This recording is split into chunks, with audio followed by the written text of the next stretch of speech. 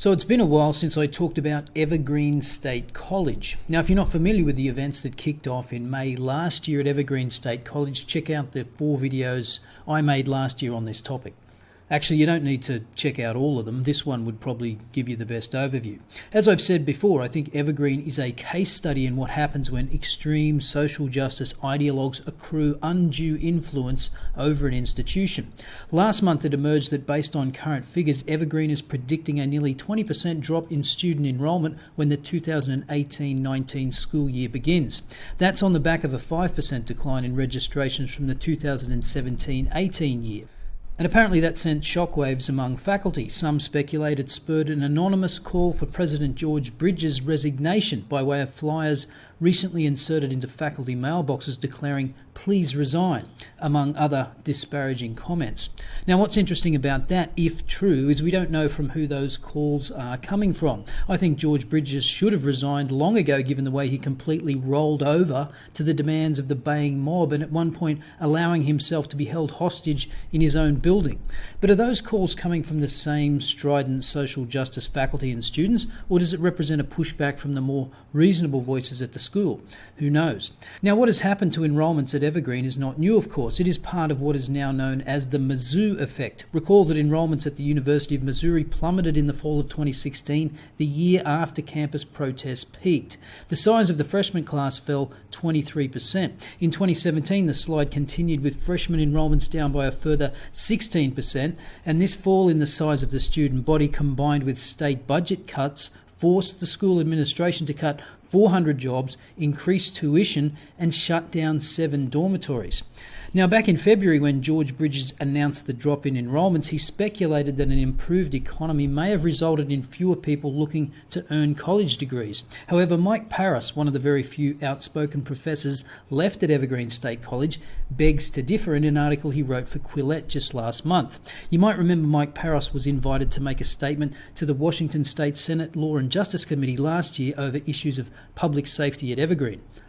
This is a story of how a Democrat voting veterinarian working with mostly Republican livestock owners became a bigoted professor at a left-wing progressive liberal arts college.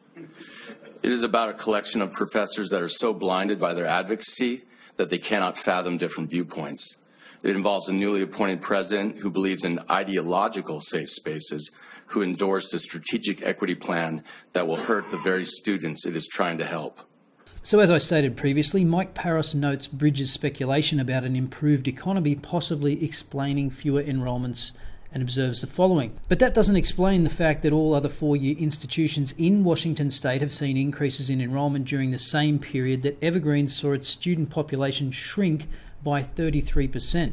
In an effort to rally dispirited faculty and staff, Bridges also suggested that the college's enrolment decline and looming financial crisis could be due to a vicious social media attack by politically motivated outsiders.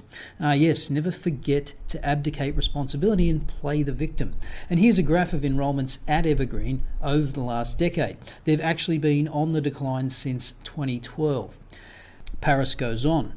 I have a different hypothesis for Evergreen's predicament. The college has become a hostile and intolerant environment for diverse viewpoints, and it is this that is causing students to leave Evergreen, or discouraging them from applying in the first place.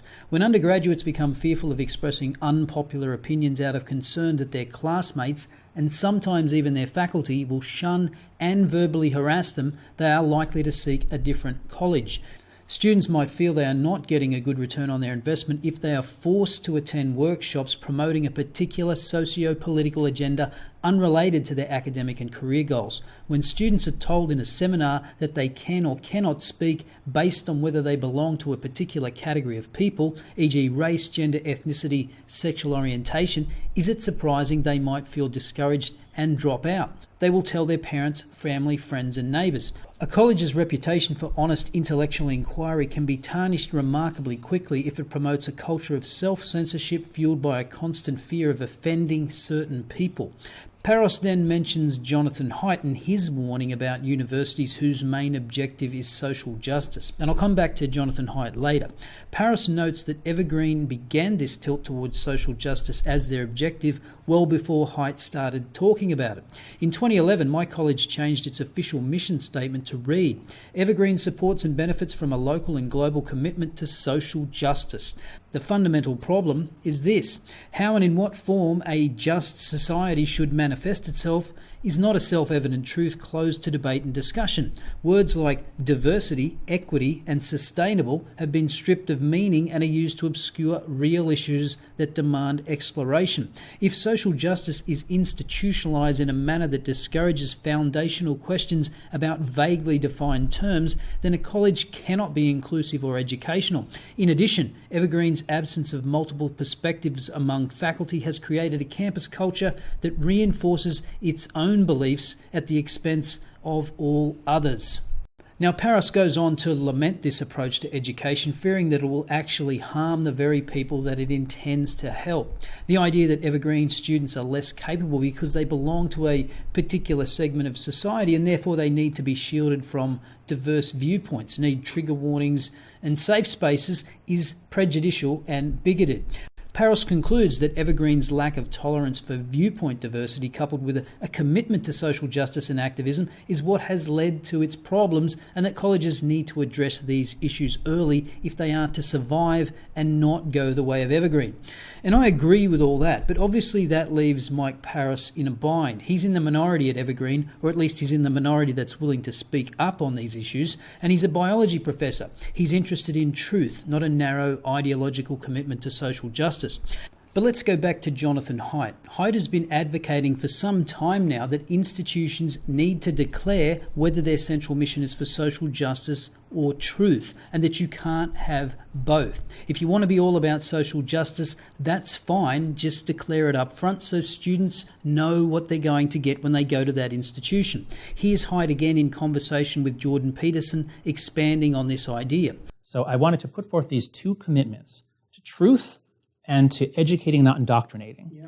And universities that embrace these highest goals, like the University of Chicago, I think is the best candidate, will probably find that they need to do something about departments that don't live up to those goals.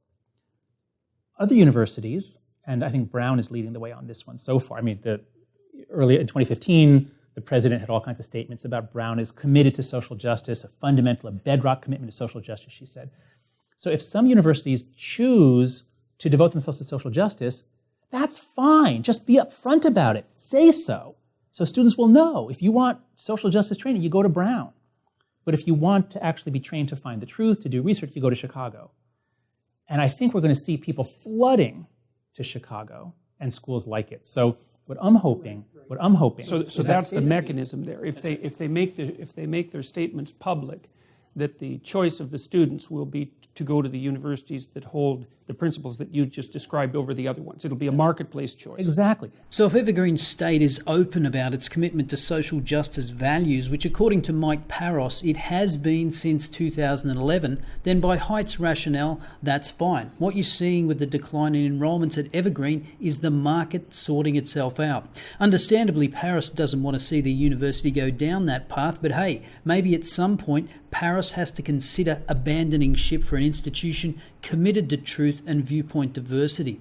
The larger problem is where social justice activism is cloaked in the veneer of a traditional truth-seeking university. Remember, one of the key objections by the staff that conducted Lindsay Shepherd's Maoist struggle session at Laurier University was that she presented the clip of Jordan Peterson uncritically rather than through a social justice lens. This left Laurier University's president scrambling to reaffirm its commitment to free speech and the free exchange of ideas. But how can they assure students, parents and other stakeholders of those commitments if certain faculty members are advocating social justice activism in their classes? And not only that, but the university administrators are propping up the social justice narrative with the appointment of an increasing number of diversity officers and instituting so-called anti-harassment policies that are informed by social justice advocacy. I don't know what the system is in the US or Canada. In Australia, about half of university funding comes from the government. So perhaps one of the requirements of receiving government funding should be that institutions must declare what their commitments are so that students can decide for themselves which path they want to go down. If Evergreen is anything to go by, truth is still a more attractive prospect, and hopefully it'll stay that way. I'll see you next time.